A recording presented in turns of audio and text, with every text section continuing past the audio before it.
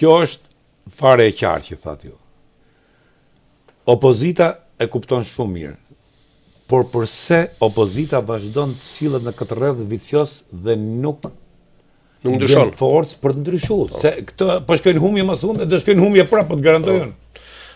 Unë personalisht kam pasur komunikim me disa nga drejtuesit e lartë të Partisë Demokratike, përjashto Berishën.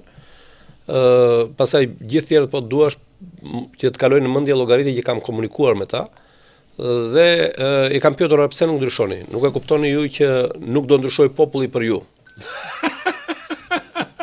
Populli janë mira, janë miliona shqiptarë, si brenda dhe jashtë vendit, të cilët tashmë kanë drejtin e votës. Atëherë ndryshoni ju, se kjo duhet një parti politike kështu është, do të thënë ndryshon ajo. Ndryshojnë edhe personazhet, do të thënë. Ju doni të qëndroni të njëjtët, po ndryshoni, më jepni një sinjal që keni ndryshuar, keni kuptuar diçka nga çka ka ndodhur në të shkuarën. Pse s'ju kanë dashur shqiptarët, pse nuk ju duan shqiptarët. Dhe më mirë vrej me një armë dhe goditi vrej ta pranojnë, se sa të thuash që ndryshoni. E kanë problem të madh të ndryshosh.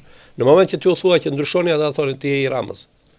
Pse ti bën lojën e Ramës? Pse nuk ndryshojnë? Sepse e para dhe pse e duan këtë gjendje? Nëse si opozit, apo për të ruajtur edhe ato statuon e tyre, fitimet e tyre, mos ma diq përgjigje.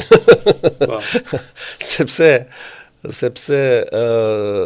nuk ndryshon, por nuk ndryshon sepse varet për çka ka ardhur ai në krye të partisë. Sepse prapë dhe i kthemi teorisë politike. Në teorinë politike një parti politike është aty me qëllimin për të synuar pushtetin dhe nëpërmjet pushtetit bëj konkret programin e tij që në zgjedhje elektorale i ka prezantuar opinionit publik. Me sa duket Sali Berisha, që e di shumë mirë këtë gjë, sepse është era e tretë që do të vi në pushtet, 2 herët e para e ka provuar. Në 2005 ndryshoi.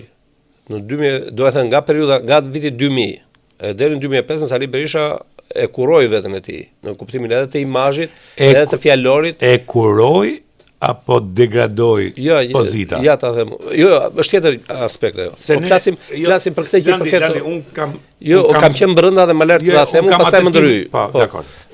Të flas për pjesën që kemi parasysh ne në vitin 2000 bëm disa ndryshime në Partinë Demokratike. Un kam qenë antar i kryesisë në atë periudhë, 2001-2005. Erdhi Ngjela, Spartak Ngjela, avokati, i cili ishte sekretar i marrëdhënieve me publikun.